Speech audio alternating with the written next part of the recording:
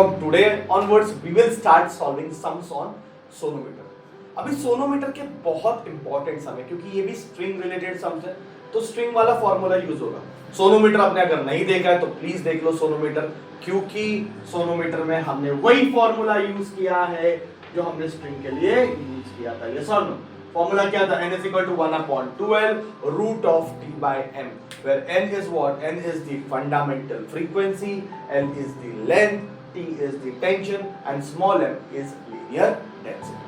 ठीक है बच्चों, तो चलो फिर स्टार्ट करते हैं। फंडामेंटल फ्रीक्वेंसी का फॉर्मूला हमें पता है, तो बहुत सिंपल सा स्ट्रिंग वाले सम ये देखो। पहला सम आपके सामने क्या है? एक सोनोमीटर वायर है जिसका लेंथ दिया है 50 सेंटीमीटर। सोनोमीटर वायर का लेंथ दिया है 50 सेंटीमीटर। सेंटीमीटर को मीटर में हम कन्वर्ट करेंगे। कैसे कन्वर्ट करेंगे बच्चों? मल्टीप्लाई बाय 10⁻² आएगा ना करने को। सेंटीमीटर को मीटर में कन्वर्ट कर दिया, 10⁻² से मल्टीप्लाई कर दिया। अभी उस वायर को स्ट्रेच किया है by 3.5 kg। Wire stretch by 3.5 kg मतलब ये क्या दिया है कि भाई तूने कितना टेंशन लगाया वायर को स्ट्रेच करने के लिए 3.5 kg, तो ये टेंशन है। पर टेंशन का यूनिट क्या होना चाहिए? न्यूटन। केजी नहीं चलेगा, तो हम केजी को न्यूटन में बदलेंगे। याद करो मैंने क्या बताया था, केजी को न्यूटन में कैसे बदलोगे? टू मल्टीप्लाई बाय 9.8, तो इसको मैं मल्टीप्लाई करता हूं 9.8 से। ठीक है, तो ये चला जाएगा न्यूटन में। फंडामेंटल फ्रीक्वेंसी दिया 125 हर्ट्ज वायर का और मुझे फाइंड करना है लीनियर डेंसिटी। फंडामेंटल फ्रीक्वेंसी दिया तो formula 1/12 root of T by m। हमें ये स्मॉल m लीनियर डेंसिटी चाहिए, तो रूट से बाहर निकालना पड़ेगा। तो पहले स्क्वायर करते हैं, तो ये स्क्वायरिंग कर दिया, स्क्वायरिंग करा, इसका छपरा उड़ गया है ना। स्मॉल m को इधर लेके आओ, तो स्मॉल m क्या आ जाएगा? It is t/4l²n²। So small m is equal to t का वैल्यू कितना है? 3.5 into 9.8/4 into लेंथ का स्क्वायर। ये 0.5 लिखो या फिर हाफ लिखो, है ना। इसको 0.5 मीटर ऐसा लिख सकते हैं। 0.5 मतलब क्या होता है? हाफ। तो हाफ का स्क्वायर इनटू 125 का स्क्वायर। तो मुझे लग रहा है ये 4 कैंसिल हो जाएगा। ओके, और कुछ नहीं है ना, चलो और कुछ भी नहीं है। तो 3.5 into 9.8/125 का स्क्वायर, क्योंकि ये 4 कैंसिल हो गया। इसको सॉल्व करो by using log. Log calculation अभी आप इजीली सॉल्व कर सकते हो। लॉग इंपॉर्टेंट है। ये आंसर आपको आया नहीं आया एक बार चेक करो। और ये इसका यूनिट है लीनियर डेंसिटी, मतलब केजी पर। तो बहुत फॉर्मूला बेस्ड सम था, सारे वैल्यूज आपको दिए थे, सारे वैल्यू सब्स्टिट्यूट कर दिया, get the answer log calculation से। ये मतलब कुछ है नहीं सम में, इतना बहुत इजी सम है। ठीक है, अब एक काम करो, नेक्स्ट वाला सम आप स्टार्ट करो सॉल्व करने के लिए। स्टार्ट सॉल्विंग दी नेक्स्ट सम फास्ट।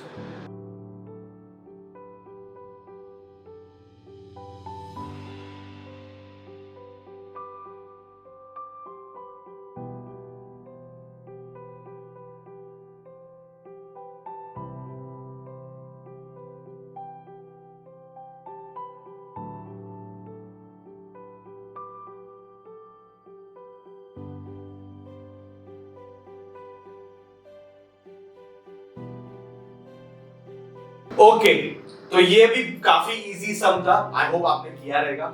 नहीं किया रहेगा डोंट वरी, बहुत इंपॉर्टेंट सम है, मार्क करो। बहुत बहुत बहुत इंपॉर्टेंट सम।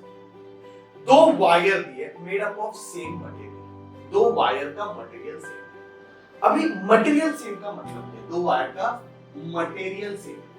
भाई जब मटेरियल सेम रहेगा ना बच्चों, याद रखो स्टेटमेंट, जब मटेरियल सेम रहेगा ना तो डेंसिटी सेम होगी। याद रखो। So, दो वायर का मटेरियल सेम है, मतलब दो वायर का डेंसिटी सेम, प्लस दोनों वायर का एरिया ऑफ क्रॉस सेक्शन भी सेम। ओके, दोनों का एरिया भी सेम। अब मुझे बता स्मॉल m का फॉर्मूला क्या है? स्मॉल m क्या है? Linear density. तो याद करो स्मॉल m के लिए हमने क्या बोला था? चाहिए तो मैं इधर लिख देता हूं। स्मॉल m लीनियर डेंसिटी है और उसका formula mass per unit length या फिर πr² या फिर एरिया रो, है ना। देखो आपने स्ट्रिंग का फर्स्ट लेक्चर में मैंने ये एक्सप्लेन किया था। स्मॉल m मास नहीं है, लीनियर डेंसिटी है। Formula mass upon length πr² रो या फिर एरिया रो। याद रखो। चलो स्मॉल m क्या है? Linear density. बच्चों स्मॉल m क्या है? Linear density, mass upon length. इसको हमने प्रूव किया पहले लेक्चर में। लेक्चर अच्छे से पढ़ो, लेक्चर अच्छे से स्टडी करो, लर्न करो, बाय हार्ट करो, तब आपको ये आएगा। ओके, तो अभी मुझे बताओ फिर दोनों वायर का लीनियर डेंसिटी सेम हो गया कि नहीं? क्योंकि लीनियर डेंसिटी डिपेंड करता है एरिया और डेंसिटी पे। दो वायर है, दोनों का मटेरियल सेम, दोनों का मटेरियल सेम है तो रो सेम है, दोनों का एरिया सेम है तो ए सेम है। तो मुझे बताओ ए सेम है, रो सेम है, दोनों का लीनियर डेंसिटी भी क्या हो गया? सेम हो गया। एक पहली वाली जो वायर है उसकी लेंथ 60 सेंटीमीटर है, दूसरे वाले वायर की लेंथ कितनी है? 30। पहले वाले पे कितना लोड लगाया ये फाइंड करना है, जब दूसरे वाले पे 1.5 kg लगाया था। ओके, और दोनों सेम फंडामेंटल फ्रीक्वेंसी से वाइब्रेट होते हैं, दोनों सेम फंडामेंटल फ्रीक्वेंसी से वाइब्रेट होते हैं। देखो आपने ये डेटा लिखा है, I don't know how many of you written this, पर बाकी सब तो सेम है कि भाई दो वायर है, दोनों वायर का मटेरियल सेम है, दोनों वायर का एरिया सेम है, मतलब दोनों की लीनियर डेंसिटी सेम है। एक वायर की लेंथ 60 सेंटीमीटर है, एक वायर की लेंथ 30 सेंटीमीटर है। पहले वायर पे कितना लोड लगा है यही हमें फाइंड करना है। अगर दूसरे वायर को 1.5 kg से स्ट्रेच किया, दैट इज द टेंशन। कुछ कन्वर्जन मत करो, जैसा है वैसे रखो, मीटर में बदलने का जरूरत नहीं है, क्योंकि रेशियो वाला समय दो वायर्स पे कंपैरिजन चल रहा है तो बहुत सारी चीजें कैंसिल होती है। तो ये ऐसे जब रेशियो वाले सम आते हैं ना बच्चों, याद रखो कन्वर्जन के पीछे मत भागो। अरे बाप रे सेंटीमीटर है, मीटर में बदलेंगे, अरे केजी है अपन इसको न्यूटन में बदलेंगे, कोई जरूरत नहीं, जैसा है वैसे रखो। ओके, अब मुझे बताओ, चलो सॉल्यूशन स्टार्ट करते हैं। n1 का फार्मूला क्या है? 1/2 L1 root of T1 by M1, और दूसरे का क्या? n2 is equal to 1/2 L2 root of T2 by M2। Now it is given कि n1 is equal to n2। अगर n1 n2 सेम है तो 1/2 L1 root of T1 by M1 is equal to 1/2 L2 root of T2 by M2, है ना? Value substitute कर दिए, ratio वाला सम है, बहुत इजीली कर सकते हैं। 2 और 2 कैंसिल हो गया। अब क्या करेंगे बताओ? स्क्वायरिंग करेंगे, तो 1/L1 square into T1 by M1 is equal to 1/L2 square into T2 by M2।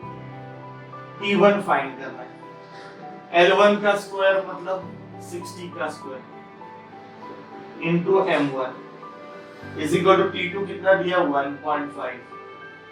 L2 का स्क्वायर मतलब 30 का स्क्वायर इनटू M। अब ये चेता इधर ही कट करो ना, M1 M2 क्यों लेके घूमेगा, क्योंकि M1 M2 भी क्या है? सेम है, तो इसको कट कर दो। सो T1 is equal to 1.5 into 60 into 60। आप लोगों के लिए लिख रहा हूं, एकदम इजी करके into 31 का 32 का 31 का 32 का 4 into 5 6 kg weight is the answer. Check करो आपको ये आंसर आया क्या? बहुत बहुत सिंपल सम है, बहुत इजी सम है, आराम से कॉन्फिडेंटली इसको सॉल्व कर सकते हो। ठीक है, अब एक काम करो, go for the next one, see whether you are getting answer और नॉट, और यहाँ भी कॉन्फिडेंस बढ़ाओ, आना चाहिए। नेक्स्ट सम करने को स्टार्ट करो, चलो फास्ट।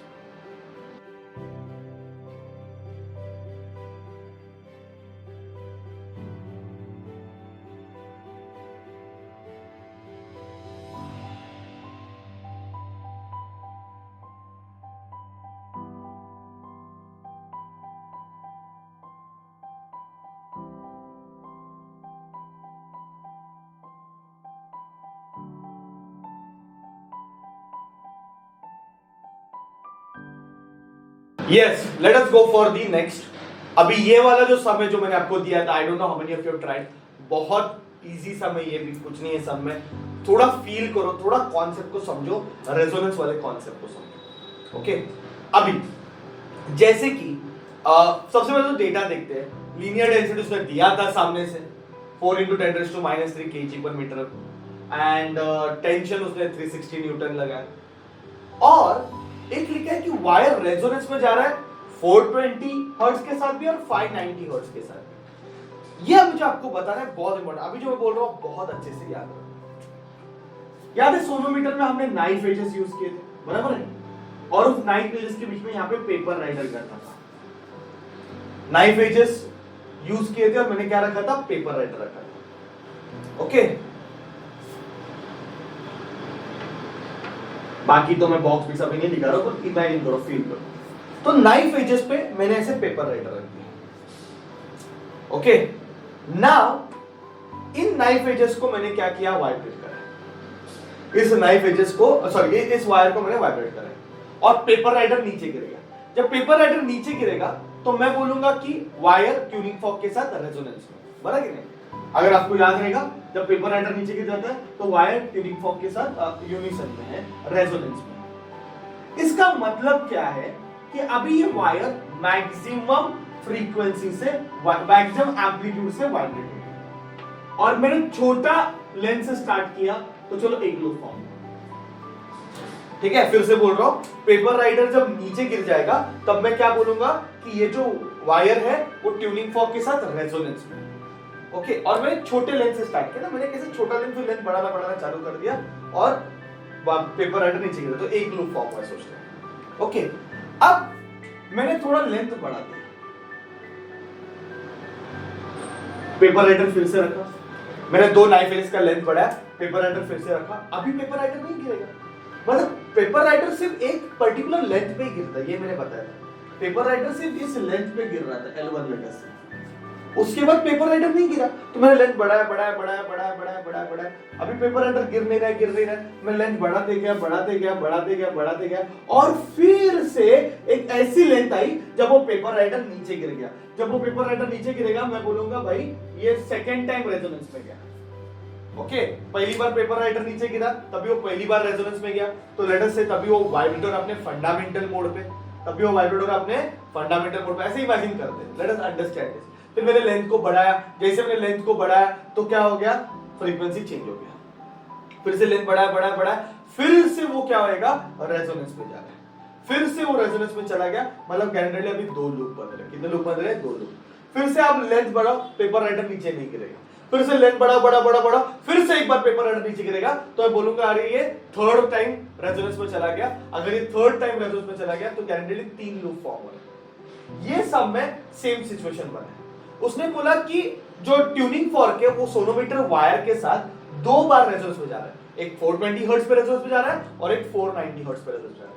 और tuning fork is in vibration, tuning fork is in resonance with the string at 420 Hz and 490 Hz।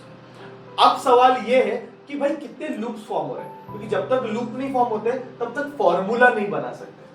समझने की कोशिश करो, ये फॉर्मूला pth मोड का लिखता है, ये 1/2L ये सिर्फ फंडामेंटल मोड के लिए, फर्स्ट मोड के लिए, एक लूप के लिए।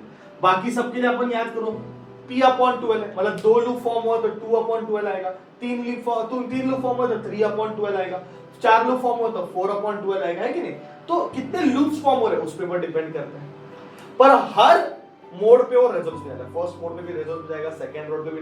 तो उसने बोला कि एक वायर है वो 420 हर्ट्ज के साथ 420 हर्ट्ज पे रेजोनेंस में चला गया। कितने लूप फॉर्म हो रहे हैं अपने को नहीं पता, तो मैंने इसको ले लिया p, और वापस 490 पे वापस वो रेजोनेंस में चला गया तो p+1 लिखा मैंने यहाँ, जानबूझ के मैंने यहाँ पे p+1 लिखा है, या फिर आप इसको कुछ और नाम दे दो। ओके, यहां पे हम नाम दे देते हैं 1 और यहां पे नाम देते हैं 2। चलो ठीक है, वो गलत हो जाएगा ना, तो इसको ऐसा, तो एक 420 हर्ट्ज के जा रहा है रेजोनेंस में, एक 490 हर्ट्ज के। Solution, let p loops are formed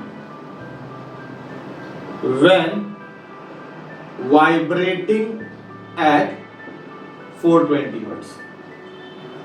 तो फॉर्मूला क्या आएगा, n1 is equal to p/2L root of t by n। Let p+1 loops are formed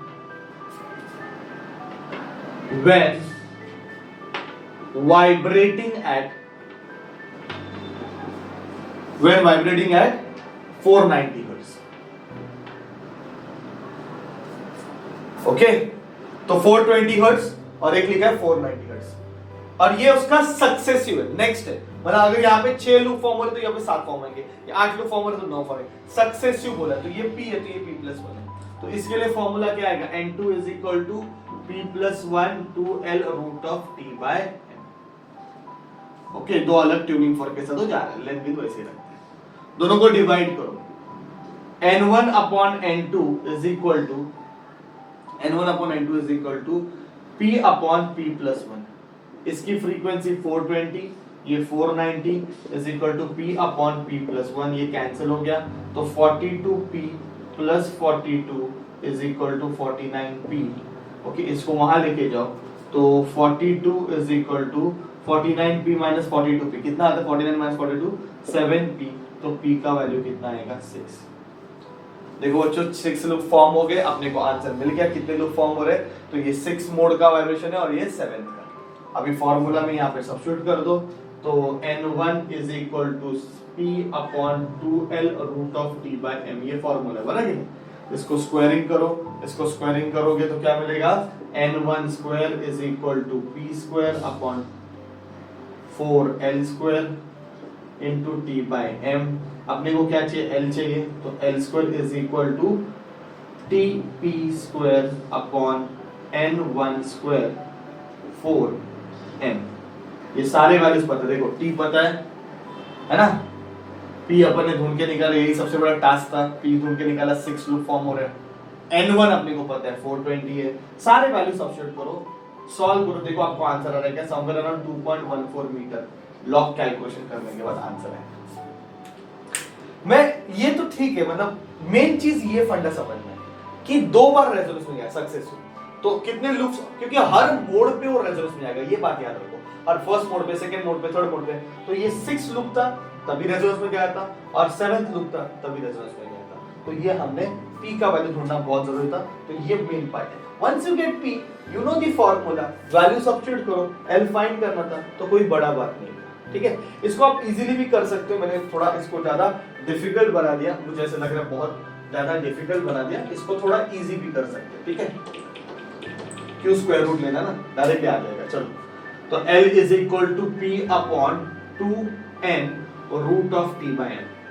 तो ये 6 है upon 2 into n की वैल्यू कितनी दी है उसने, n की वैल्यू n1 लेते हैं 420, ये n1 लेते हैं तो ये 420 रूट ऑफ टेंशन कितना है 360 और स्मॉल m कितना है 4 into 10 raised to minus 3.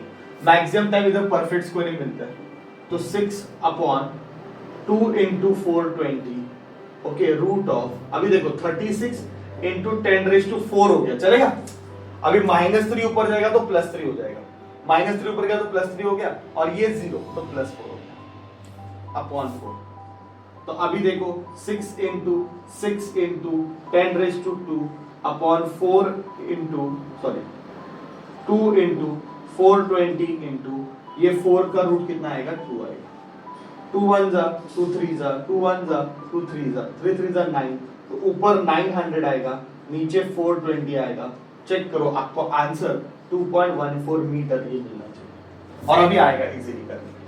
Main ये पार्ट है, थोड़ा प्रैक्टिस करो, थोड़ा समझो, थोड़ा सम का क्वालिटी समझ के लो कि हर मोड पे रेजोनेंस आता है, first loop, second loop, third loop. ऐसे ये टाइप का, ये सब का फॉर्मेट समझ के लो कि भाई 2 बार रेजोनेंस किया, 420 पे भी रेजोनेंस किया, 460 पे भी, 490 पे भी रेजोनेंस में गया. तो 2 बार रेजोनेंस में गया, 2 सक्सेस रेजोनेंस. तो इधर कितने लूप्स रहेंगे तभी रेजोनेंस में गया और इधर कितने लूप्स रहेंगे तभी रेजोनेंस में गया. ये अपन फाइंड करते हैं, क्योंकि जब तक लूप्स नहीं मिलेंगे तब तक आपको फार्मूला बनाने को नहीं आएगा. हमेशा फंडामेंटल मोड का फार्मूला यूज मत करना, थोड़ा सम का फॉर्मेट समझ के लो. ठीक है बच्चों, एक काम करो, नेक्स्ट वाला सम, ये लास्ट सम है, आप लोगों के लिए सॉल्व करो. ये भी बहुत अच्छा सम था, प्रैक्टिस करना अच्छे से. पहले ये खत्म करो फिर नेक्स्ट सम सॉल्व करो. चलो स्टार्ट करो फटाफट, फास्ट.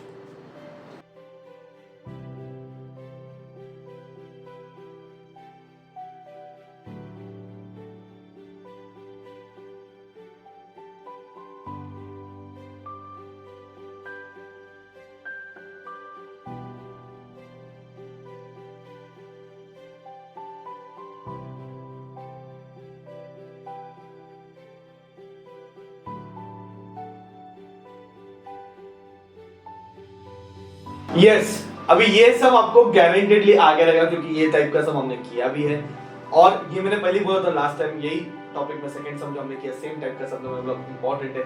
ऐसे सब आप एक्सपेक्ट कर सकते हो एग्जाम में आएंगे. फिर से 2 वायर है, दोनों का मटेरियल सेम है. चलो, दोनों वायर का मटेरियल सेम है मतलब दोनों की डेंसिटी क्या है सेम है, दोनों का एरिया क्या है सेम है, area of cross section. Density same है और उसने सामने से बोला है कि दोनों का एरिया ऑफ क्रॉस सेक्शन भी सेम है, मतलब ये है कि दोनों का लीनियर डेंसिटी सेम है।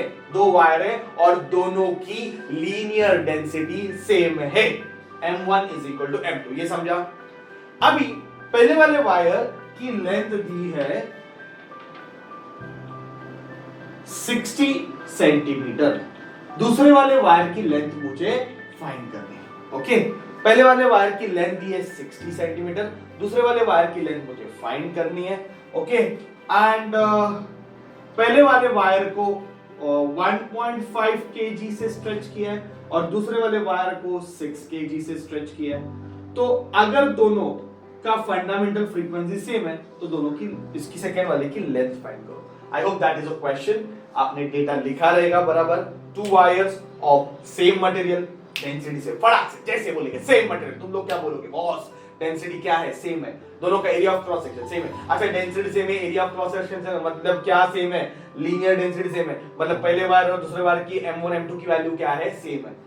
पहले वाले वायर की लेंथ दी है 60 सेंटीमीटर, पहले वाले वायर की लेंथ दी है 60 सेंटीमीटर, दूसरे वाले वायर की लेंथ मुझे फाइंड करनी है। पहले वाले को 1.5 के स्ट्रेच किया, दूसरे वाले को 6 के स्ट्रेच किया, दोनों की फंडामेंटल फ्रीक्वेंसी सेम है, fundamental frequency of first wire is equal to second wire, find करो। चलो भाई कर लेते हैं फाइंड, है ना। आ जाओ सब लोग, n1 is equal to n2 solve किया रहेगा, 1/2 L1 root of T1 by m1 is equal to 1/2 L2 root of T2 by m। Okay, तो चलो फिर यहाँ पे 2 और 2 कैंसिल होंगे, स्क्वायरिंग कर लेते हैं, 1/L1 square into T1 upon m1 is equal to 1/L2 square into T2 upon m2। भाई दोनों का m कैंसिल हो गया, हमें फाइंड करना है L2 का स्क्वायर, तो आएगा L1 square into T2 upon T1। L1 का स्क्वायर इज 60 सेंटीमीटर का स्क्वायर इनटू T2, सॉरी 60 का स्क्वायर इनटू T2, T2 का वैल्यू कितना है, 6, और T1 की वैल्यू कितनी, 1.5 है ना, 1.5 1 जा 1.5 4 जा, ये L2 स्क्वायर है, तो L2 is equal to 60 square है ना, तो स्क्वायर उधर जाएगा तो रूट हो जाएगा, तो एक ही 60 बचेगा इनटू 2, आंसर 120 सेंटीमीटर या फिर 1.2 मीटर, आपको जो भी आएगा चेक करो। ओके, सिंपल कैलकुलेशन है, स्क्वायर रूट निकाला, L1 नहीं निकाल तो भी चलता था, ऐसे कुछ बड़ा बात नहीं है, मैंने किया, तो मैंने रूट में लेके भी इसका कैलकुलेशन करके भी आंसर लेके आओगे, दैट इज नॉट नेसेसरी कि आपने कैलकुलेशन कैसे की, बट ये वाले सब इंपॉर्टेंट है, मैंने बोला था देखो लॉटरी क्वेश्चन है, ये वाले सब इंपॉर्टेंट है, अच्छे से प्रैक्टिस करो, नीचे डिस्क्रिप्शन वाले सम्स को बहुत अच्छे से प्रैक्टिस करना, ठीक है। तो सोनोमीटर हमने खत्म कर दिया, सोनोमीटर का एक्सपेरिमेंट देखा, प्रैक्टिकल में आप पढ़ने वाले हो, उसके लॉस देखे, फिर अभी हमने उसके सम्स भी सॉल्व किए, तो everything about string we completed, string का पार्ट खत्म हो चुका है, ठीक है। अच्छे से प्रैक्टिस करो, बहुत इंपॉर्टेंट है स्ट्रिंग वाला वाइब्रेशन। अभी नेक्स्ट इसमें कुछ और स्टडी करेंगे, वाइब्रेशन ही स्टडी करेंगे, पर अभी स्ट्रिंग का खत्म किया, अभी किसका देखते हैं नेक्स्ट टाइम, ठीक है। Till that thank you very much बच्चों।